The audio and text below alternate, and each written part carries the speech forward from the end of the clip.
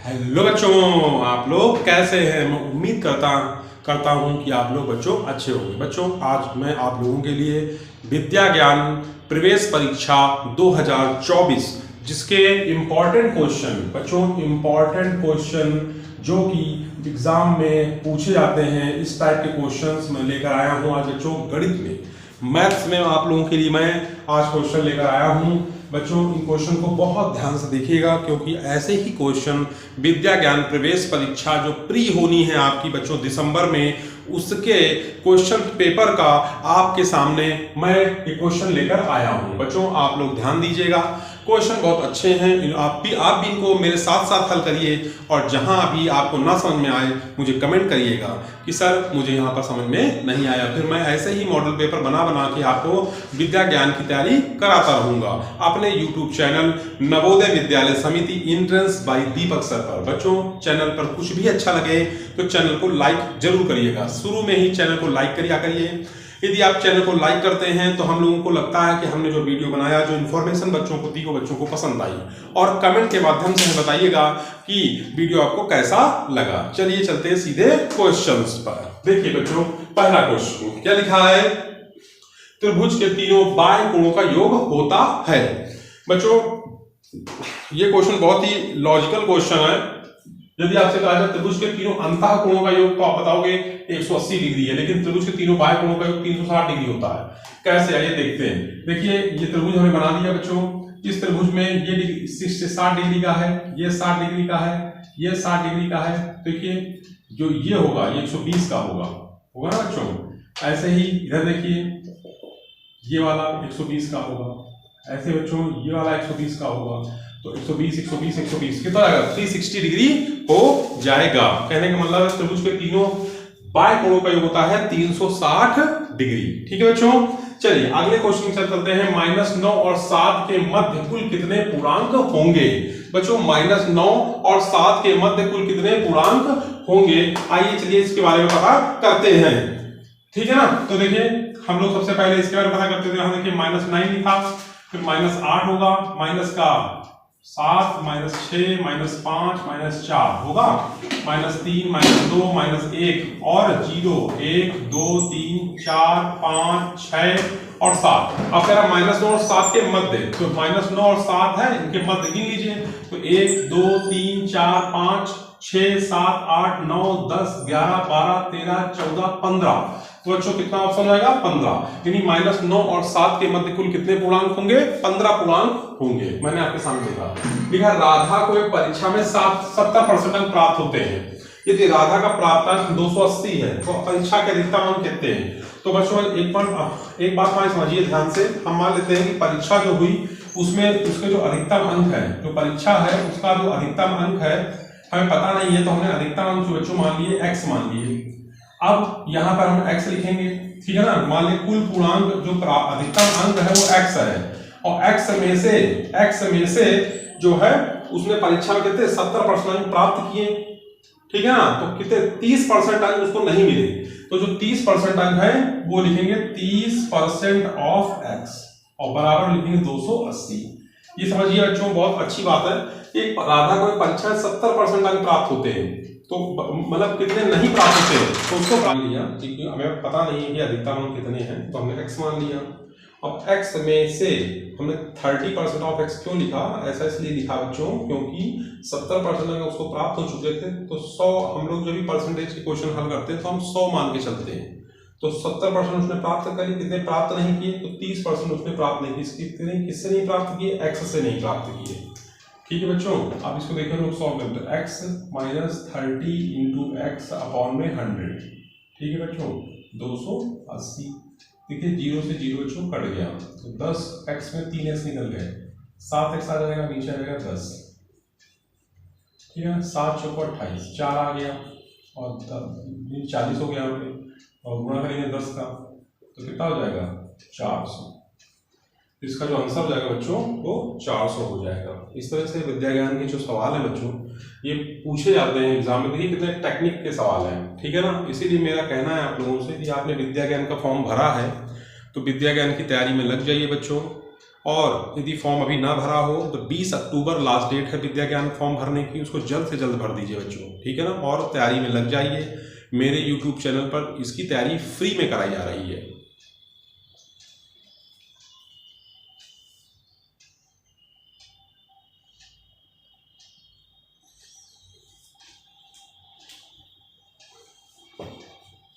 ठीक है बच्चों, इसको हम थोड़ा ऊपर लिख लेते हैं। तो कितना आ जाएगा 40 × 10 यानी आ जाएगा 400। ठीक है, 400 इसका आंसर हो जाएगा।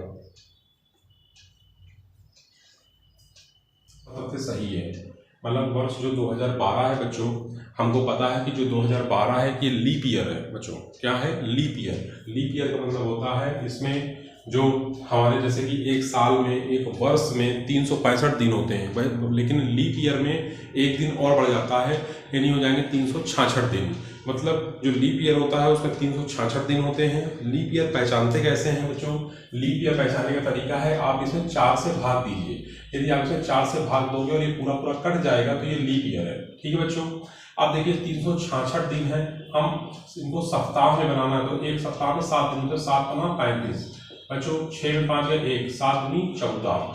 ठीक है ना। और यहाँ 2 बचे, 52 सप्ताह 2 दिन, इसका आंसर सही है, सी ऑप्शन सही है। अब देखिए हमारे सामने और सवाल आ गया, कह रहा है कि इनमें से सबसे बड़ी भिन्न कौन सी है? तो 3, 5, 9, 5 का हम लासा लेंगे बच्चों, एलसीएम लेंगे तो इसका एलसीएम आएगा 45। जो 2/3 है, इसमें हमको 45 का तो 15 गुणा कर दे, 15 का कर दे। 4/5 लिखा है, 9 को गुणा करो, 9 को करो, तो ये तो 45 होगा बच्चों। हर बराबर कर देते हैं, 7/9 × 5, फिर × 5, फिर 3/5, तो 9 गुणा करिए, कर दिया 9 का गुणा।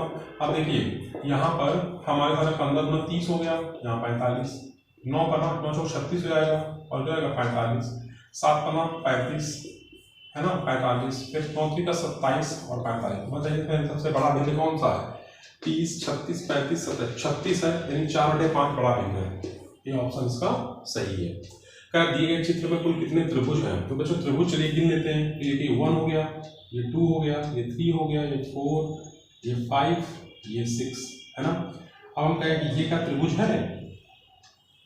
ये कोई त्रिभुज है? नहीं, ये कोई त्रिभुज नहीं है। ठीक है ना, 6 हो गए। 7वां बच्चों ये हो गया है ना, जो हमने बनाया है। और 8वां त्रिभुज हमारा ये हो गया, त्रिभुज तो कहते हैं 8। ठीक, इस तरह से बच्चों आपके 6 क्वेश्चन कंप्लीट हुए। आपको समझ में आए कि नहीं आए? ऐसे 9 बच्चों, ये भी क्वेश्चन अच्छे हैं, इन पर भी हम ध्यान देंगे। क्वेश्चन नंबर जो 7 लिखा है, 1 से 100 के बीच आने वाली संख्याओं में कुल कितने जीरो होंगे? तो बच्चों देखिए, हम 1 से लेकर 10 तक लिखेंगे तो कितने जीरो आएंगे? उसमें 1 जीरो आएगा, यानी 10 में मिलेगा, फिर 20 में मिलेगा, 30 में मिलेगा, 40 में मिलेगा, 50 में मिलेगा, 60 में, 70 में, 80 में, 90 में, और 90 का 91 मान का लाइन में जो 100 होगा वहां पे जीरो मिलेगा। 1 से 100 के बीच तो कितने हो गए? 1, 2, 3, 4, 5, 6, 7, 8, 9, 10 और 2 यहाँ पे तो 11। सी ऑप्शन सही जाएगा, 11 जीरो होंगे। अब बच्चों बी क्वेश्चन पे आ जाते हैं। देखिए यहाँ पर हमको पता नहीं है तो हम यहाँ x मान लेते हैं। ठीक है बच्चों, तिरछा गुणा करो तो देखिए क्या हो जाएगा, 5x बराबर हो जाएगा 0.5 × 7 और फिर आएगा 0.5 × 7 और नीचे जो 5 नीचे आ जाएगा तो 5 से 5 काट देंगे तो कितना आएगा 0.1 और 0.7। बी ऑप्शन इसका सही है। ठीक है, अब यहाँ पर हमें नहीं पता, मैंने यहाँ x मान लिया। ठीक है ना, ये प्लस का 23 जब उधर जाएगा तो 35 में 23 निकल गए, तो ये 7, 30, 5, 35, 23, 7, 30 और 5, 7, 5, 12, यानी कितना आएगा 6x, इधर आएगा इधर आएगा 12। आप 35 में 23 घटाइए तो कितना आएगा 12, 6 दूनी 12, यानी 2 ऑप्शन इसका सही है। तो बच्चों इसी तरह के क्वेश्चन विद्या ज्ञान प्रवेश परीक्षा 2024 में आने वाले हैं। बच्चों मेरे साथ उन क्वेश्चनों का तैयारी करते रहिए, प्रैक्टिस करते रहिए। और यदि चैनल पर बने रहना है, चैनल के वीडियो लगातार आपके पास पहुंचते रहे, तो बच्चों चैनल को सबसे पहले सब्सक्राइब कर लीजिएगा, क्योंकि यदि आप चैनल को सब्सक्राइब कर लोगे तो आपके पास नित्य नियम से और समय पर आपके पास विद्या ज्ञान के वीडियो पहुंचते रहेंगे। ठीक है,